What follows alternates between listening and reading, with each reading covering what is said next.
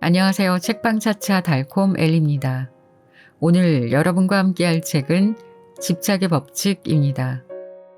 마약 중독자에서 억만장자가 될 수 있었던 비결은 무엇일까요? 아니 그게 가능은 할까요? 오늘의 책 집착의 법칙의 저자 그랜트 카도는 스스로가 마약 중독자에서 8천억 자산가가 되었다고 고백합니다. 그가 그런 큰 성공을 이루는데 가장 크게 작용한 것이 바로 집착이었다고 말이죠. 물론 어떤 것에 집착을 하느냐에 따라 성공하느냐 스스로 망하느냐가 갈라질 수 있을 겁니다. 작가는 잘못된 곳을 향한 집착이 있는 사람도 그 집착을 올바르고 도움이 되는 쪽으로 바꿀 수 있다면 자신이 원하는 꿈을 이루고 성공에 도달할 수 있다고 조언합니다. 그리고 이렇게 이야기하죠. 집착이 내 삶을 구했듯이 당신 삶도 구할 것이다. 우리가 갖추어야 할 것은 용기와 끈기 그리고 집착만이 필요하다고 이야기하는 책. 집착의 법칙. 자, 그럼 지금부터 시작해 볼까요?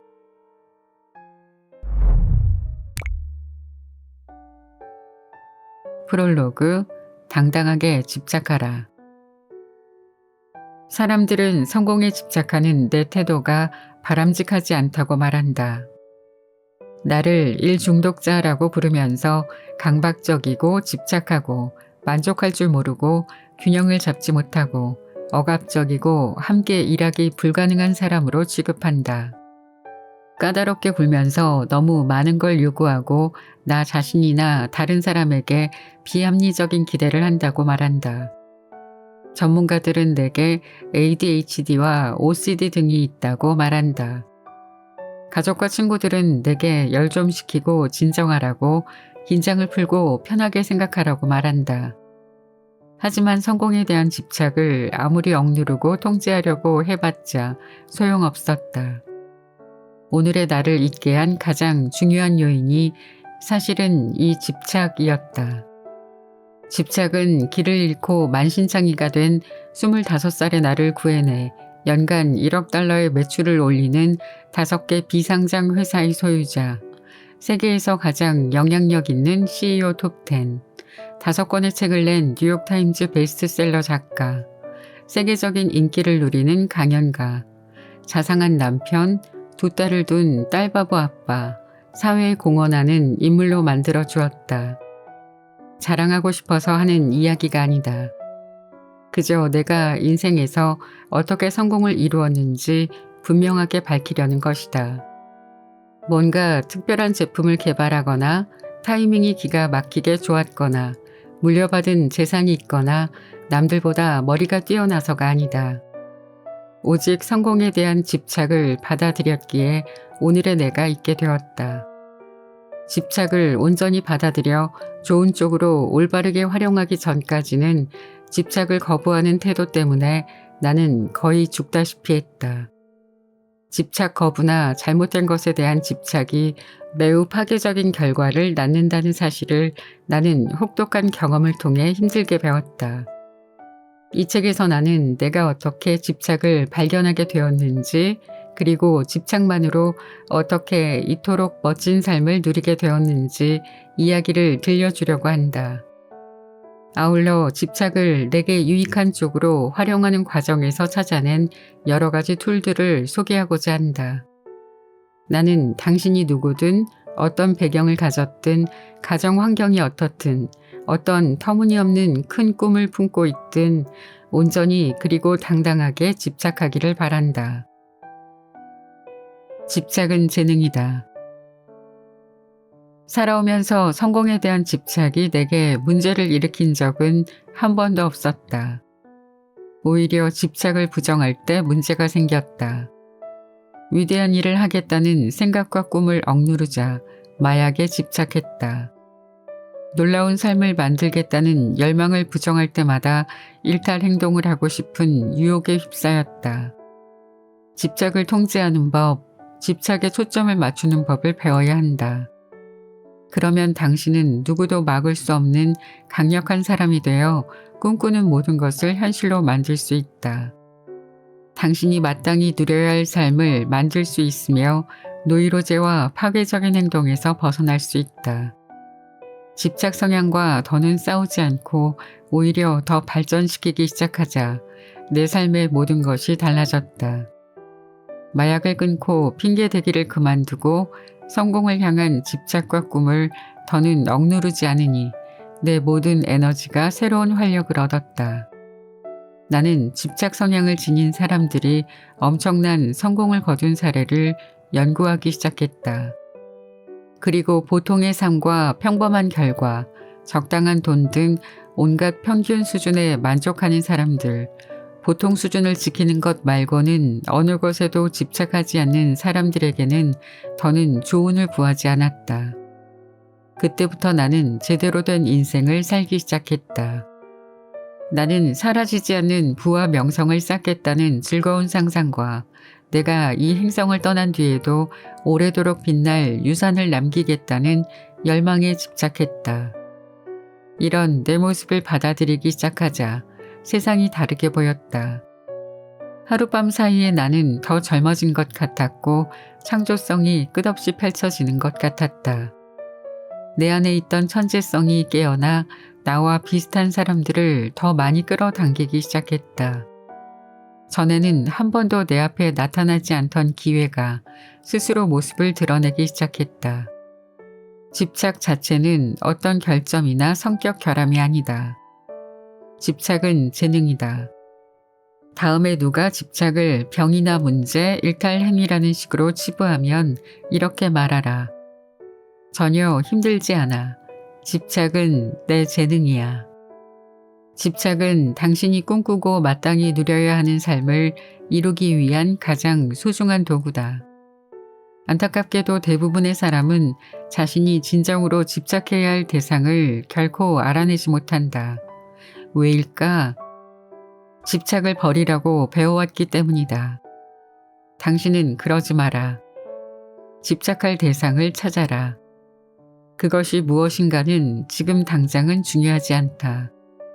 뭔가를 향한 욕구, 충동, 집착이 있다면 그것을 언제든 다른 방향으로 돌릴 수 있기 때문이다. 어쩌면 당신은 판타지 풋볼 게임에 집착해 거기에 너무 많은 시간을 쓸지 모른다. 상관없다. 또는 어떤 파괴적인 관계에 집착할 수도 있다. 괜찮다. 이런 집착은 당신이 다른 것에도 집착할 수 있다는 증거다. 인터넷 퍼즐 게임이나 포커, 길거리에서 노인들과 두는 체스 등이 집착의 대상일 수 있다. 삶에서 위대함이라고는 조금도 만들어내지 않는 일들에 집착하더라도 지금은 중요하지 않다. 지금 가장 중요한 건 당신에게 집착할 능력이 있다는 사실을 깨닫는 것이다. 뭔가에 집착한다는 것은 위대한 일을 할 힘이 있다는 뜻이다. 집착은 편견을 추구하는 문화에서 당신을 구해준다. 이제 당신은 이 집착이란 괴물을 다스려 그 에너지가 긍정적이고 건설적인 쪽으로 향하도록 바꾸기만 하면 된다. 집착을 억누르거나 줄이지 말고 활용하라. 집착의 방향을 바꾸어라. 목표에 레이저처럼 집중하라. 많은 사람이 목표를 좋은 생각 또는 하면 좋은 것이라고 말한다.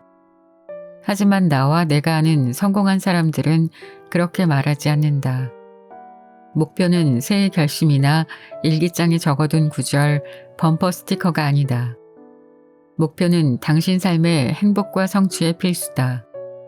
이 사실은 아무리 강조해도 지나치지 않다. 목표를 포스트잇 같은 데 적어놓고 가끔 봐서는 안 된다. 목표와 함께 먹고 자고 숨 쉬어라. 그래야 하기 때문이 아니라 그러지 않는 것이 불가능하기 때문이다. 의심이 자랄 틈 없이 목표가 강력해지도록 짐승에게 먹이를 주라. 목표에서 초점을 돌리거나 눈을 떼는 순간 당신은 마음과 세상의 온갖 소음에 휩싸여 길을 잃고 말 것이다. 목표에 초점을 맞춘 채 잠들고 일어나라. 목표를 매일 아침 적고 매일 밤 읽어라. 목표가 당신의 일부가 될 때까지 그렇게 하라. 목표와 하나가 되면 주변의 모든 것이 목표를 이루게 해줄 수단으로 보일 것이다. 이 훈련을 그만두는 순간 목적 없이 반복되는 일의 굴레에 빠지고 만다. 목표가 계속 자라고 변한다는 사실을 잊지 마라. 오늘 적은 목표를 5년 뒤까지 적는 일은 없을 것이다. 의심과 비난을 단호히 제거하라. 가족이나 친구, 고용주, 직원은 당신이 집착하는 데 올인할 준비가 되었다는 사실을 알고 있어야 한다. 그들 모두에게 이 사실을 알려라. 그들에게 말하라. 과거에 무슨 일이 있었든 나는 미래에 중독되고 집착하고 전념할 것이다. 라고. 당신이 브레이크에서 발을 떼고 엑셀러레이터만 밟고 있음을 보여주라. 주변 사람의 의심을 용납하지 않겠다고, 남 탓할 시간이 없다고, 온전히 삶을 전진시키는 주연만 기대한다고 분명히 밝혀라. 의심을 적으로 대하라. 회사 직원들 앞에서 당신의 비전을 의심하는 사람은 용납하지 않겠다고 분명하게 말하라. 자신의 실적 부진에 대해 남 탓이나 환경 탓을 하는 사람은 회사에서 내보내겠다고 말하라. 성공이 단순한 희망사항이 아니라고 말하라. 전에는 불가능하다고 생각했던 수준의 성공을 가져다 달라고 요구하라. 불가능해 보이는 성공을 현실로 만드는데 모두가 지원하고 협조하기를 기대한다고 말하라. 이런 생각이 들지 모른다. 맙소사, 그럼 엄청난 혼란과 소란이 생길 거야. 내 가족과 직원들은 이런 집착과 변화를 한 번에 받아들이지 못해. 반대와 소동, 분란이 생길 게 불보듯 뻔해. 엄청난 파장일 거야. 그래도 의심보다 낫다. 당신이 걱정하는 일들은 이미 일어나고 있다. 더 심각한 문제는 당신이 마땅히 누려야 할 성공이 낮은 수준으로 진행된다는 것이다. 의심은 목표에서 멀어지게 만든다. 또 목적과 집착이 없는 삶을 살게 한다. 이렇게 명확함이 결여된 삶을 살면 의심이 세력을 확장한다. 의심은 삶의 다양한 영역에서 자란다. 우리가 관심을 두고 있는 곳에서도 의심이 싹틀 수 있다. 나도 의심을 품어봤고 그래서 고통을 겪어봤기 때문에 잘한다. 전통적인 지혜도 활용해봤다. 하지만 번아웃 예방 노력이나 긴 휴가, 일과 삶의 균형을 찾으려는 시도가 내게 도움이 되지 않음을 알게 되었다.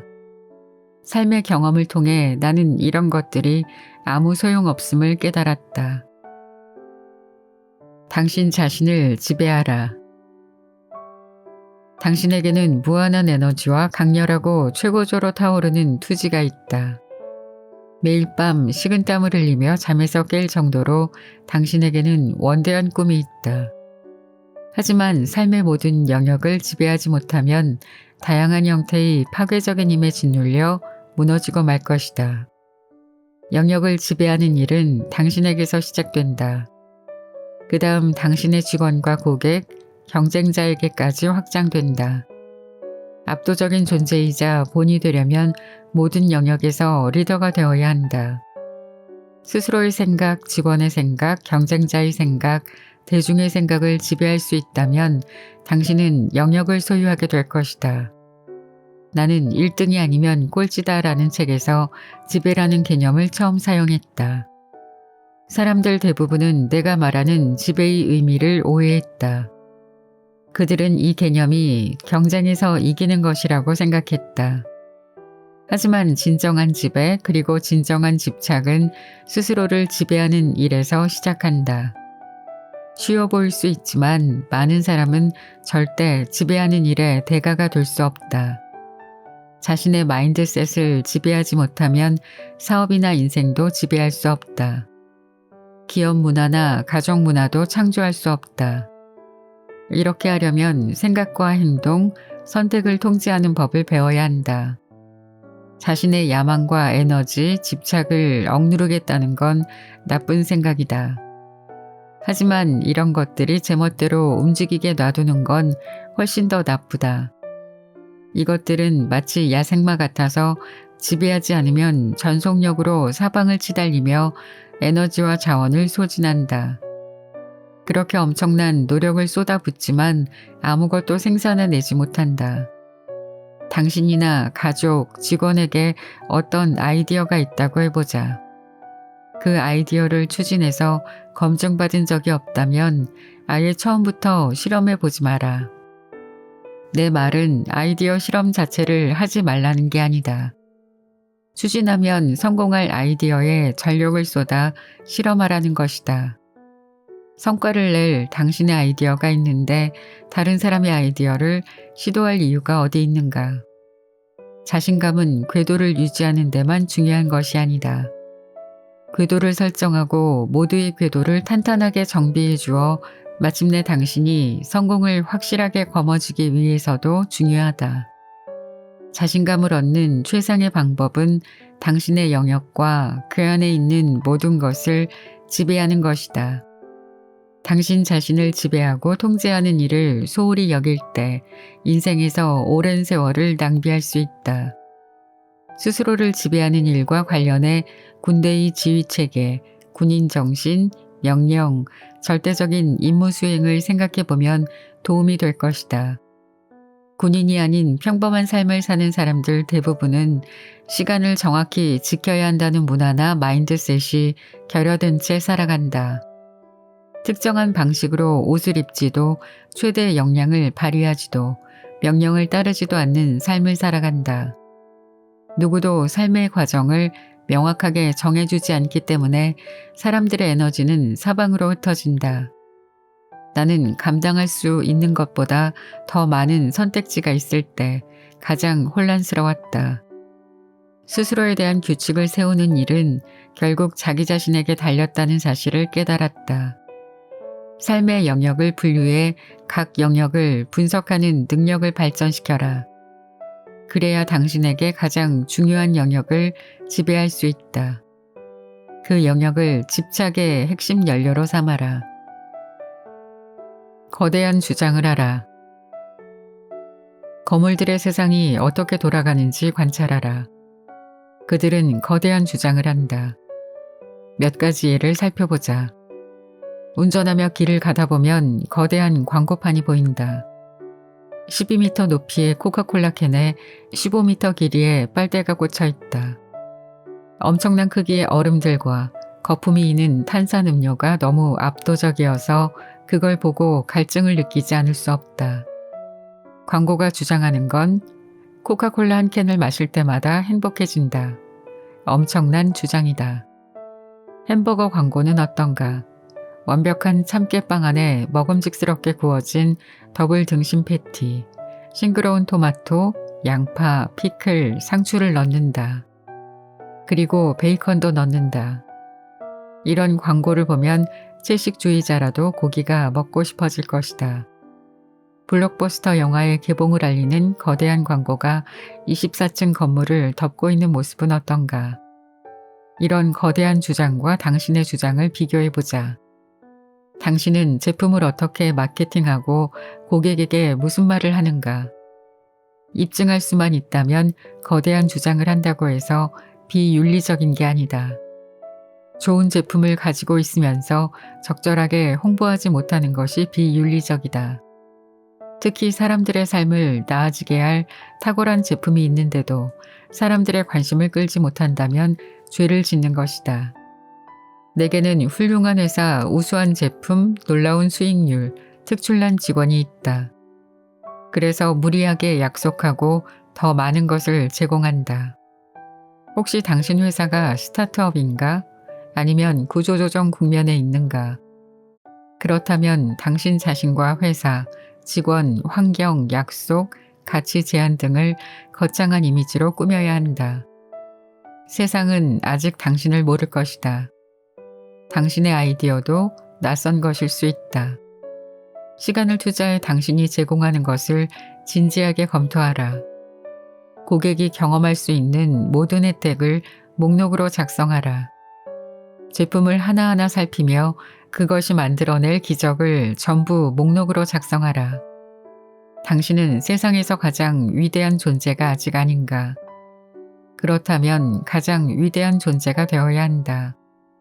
경쟁자들이 당신을 보면 얼굴이 하얗게 질려 당신 이름을 입에 올리지조차 못하게 해야 한다. 이제 내가 어떻게 거대한 주장을 했는지 몇 가지 예를 보여주겠다. 당신도 이런 주장을 할 수 있어야 한다. 내게는 경쟁자가 없다. 나를 따라하는 사람들만 있다. 그들에게는 나만큼의 시간과 자금, 배짱, 자원, 에너지, 끈기, 리더십이 없다. 나 말고 다른 사람과 거래한다면 엄청난 실수를 저지르는 것이다. 나는 내 분야에서 가장 낮은 비용과 가장 높은 수익률을 제시한다. 알아보고 평가하고 비교해보라. 다 뒤져봐도 결국은 내가 제시한 것을 찾게 될 것이다. 내가 제시한 가격이 너무 높아 고객이 다른 데보다 2배 비싸다고 말할 때 사실 나는 내 제품의 가격이 다른 데보다 8배 더 비싸야 한다고 생각한다. 그 이유를 고객에게 제시할 수 있다. 내 제품은 가격이 2배 더 비싸도 8배 더 높은 가치를 제공한다. 경쟁자가 내 신규 고객에게 왜 나와 거래하는지 물으면 그 고객은 이렇게 말한다. 그랜트가 제시하는 가격이 더 싸요. 최고가 되는 일에 집착하라. 그러면 무리하게 약속해도 자랑하는 것이 아니다. 그게 사실이니까. 합법적인 회사라면 약속을 하고 지킨다. 지킬 수 있으면 부풀려 말하는 것이 아니다. 아무도 평범한 것은 원하지 않는다. 평범한 것을 가치 있게 여기는 사람은 없다. 누구도 평범한 것에 발길을 멈추거나 돈과 시간을 평범한 것과 교환하지 않는다. 성공의 중요한 특성, 끈기. 목표를 끝까지 밀어붙이지 않고 포기하는 태도가 용인되고 있다. 위대한 성공 스토리에는 성공의 중요한 특성 중 하나로 끈기의 중요성이 늘 언급된다. 그런데도 사람들은 끈기를 발휘하지 않는다. 합리적인 수준을 넘어서는 끈기를 발휘한 사람들의 사례를 살펴보자. 월트 디즈니는 자금 지원을 요청했다가 302번 거절당했다. 그의 첫 애니메이션 회사는 파산했다. 스티븐 킹의 첫 소설 캐리는 30개 출판사에서 거절당했다. 그는 원고를 쓰레기통에 던져버렸다. 오프라 윈프리는 TV 출연에 부적합한 사람이라는 말을 들었다. 위대한 무용가이자 배우인 프레드 아스테어는 첫 오디션에서 연기도 못하고 노래도 못한다. 그리고 좀 대머리처럼 보인다. 라는 소리를 들었다. 레이디 가가는 첫 레코드사와 계약한 지 한 달 만에 잘렸다. 하워드 슐츠의 사장은 슐츠가 내놓은 커피 아이디어에 관심이 없어 스타벅스라는 브랜드를 그에게 팔았다. 스티븐 스필버그는 영화학교에 지원했다가 3번이나 떨어졌다. 빌 게이츠는 하버드 대학교를 중퇴했고 자신이 처음으로 설립한 회사 트레포 데이터에서도 나왔다. 그는 어디에도 갈 데가 없었다. 헨리 포드가 처음 세운 자동차 회사 2곳은 망했다. 그는 빈털터리가 되었다. 위대한 투자자인 마크 큐버는 목수로도 웨이터로도 요리사로도 실패했다. 누군가가 목표를 포기하면 다른 사람들은 이런 말을 하며 그를 위로한다. 노력했으면 됐어. 괜찮아. 그냥 일이 잘 안 풀린 거야. 쉬운 길을 찾아봐. 너를 함부로 대하지 않고 네 서비스의 가치를 알아보는 곳을 찾는 게 어때? 가진 것으로 만족해. 이렇게 사람들은 당신에게 포기해도 된다고 말한다. 일이 잘 진행되지 않는다고 해서 다른 사람의 위로를 받을 필요는 없다. 당신에게 필요한 건 그런 동정이 아니다. 위로는 아무것도 가져다 주지 못한다. 내가 다른 장에서 강조했듯이 안전지대를 벗어나 불가능한 일을 가능하게 만들기 위해 자신을 몰아붙이고 한계에 도전할 때 최고의 기량을 발휘할 수 있기 때문이다. 기적이 일어날 때까지 끈질기게 인내하라. 대부분의 사람은 기적이 일어나기 직전에 포기한다. 어느 날 점심시간에 나는 건강식단으로 유명한 식당에 혼자 앉아 있었다. 휴스턴의 힙한 거리에 있는 식당인데 밀싹과 숙주를 기본으로 제공하는 곳이었다. 그때 나는 다른 도시에 갔다가 아무런 성과도 없이 막 돌아온 참이었다. 오후 1시 정도였는데 나는 전화기를 내려놓고 있었다. 마치 어제 일처럼 기억난다. 나는 피곤하고 지칠 대로 지쳐 있었다. 두려움에 휩싸였고 에너지는 방전되었다. 진짜로 다 포기하기 직전이었다. 그날 아침에는 만나던 여자친구에게 이제는 이 일을 더는 못할 것 같아 라는 말까지 했다. 철저히 패배한 나는 그 식당에 앉아 이런 생각을 했다. 뭔가 신호가 필요해. 포기해야 할지 아니면 계속해야 할지 뭔가가 내게 말해줬으면 좋겠어. 만약 계속한다면 다음에는 어디로 가야 할까? 무엇을 해야 하는지 분명한 신호가 필요해. 누구에게 한 말이었을까? 신에게 기도한 건지 누군가에게 간청한 건지 아니면 나 자신에게 말한 건지 모르겠다. 지금도 모르겠다. 분명한 건 당시 나는 의심에 휩싸여 인생의 맨 밑바닥까지 내려가 있었다. 어디로 가야 할지 길을 잃은 나는 점을 보기 시작했다. 점성술에 내 미래를 맡겨 가야 할 길과 지침을 찾으려 했다. 하지만 점성술에 매달리기 시작하면 문제에 휘말리게 된다는 사실을 당신도 알 것이다. 그렇게 신호를 달라고 애원한 다음 집에 가려고 차에 올라탔다. 운전하며 가고 있는데 바로 내 앞에 있는 차의 번호판을 보니 솔트레이크 시티에서 온 차였다.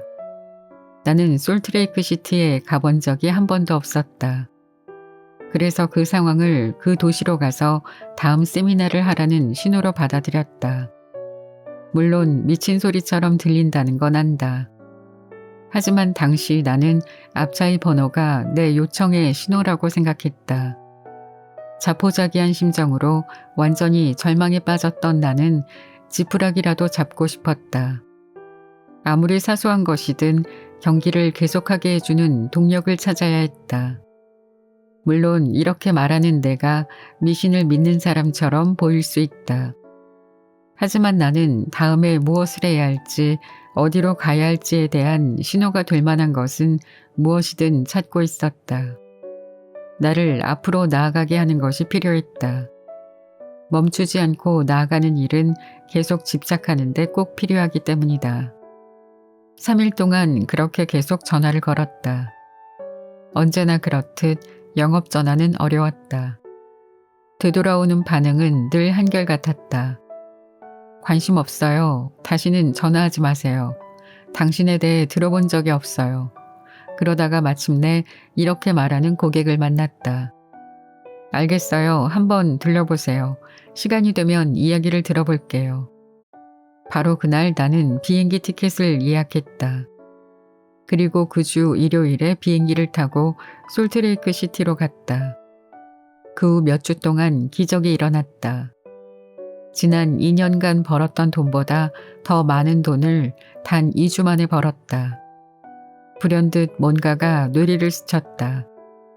내 삶과 커리어, 미래를 영원히 바꾸는 법을 알게 된 것이다. 그 여행은 당장 필요한 돈을 벌 기회를 주었다.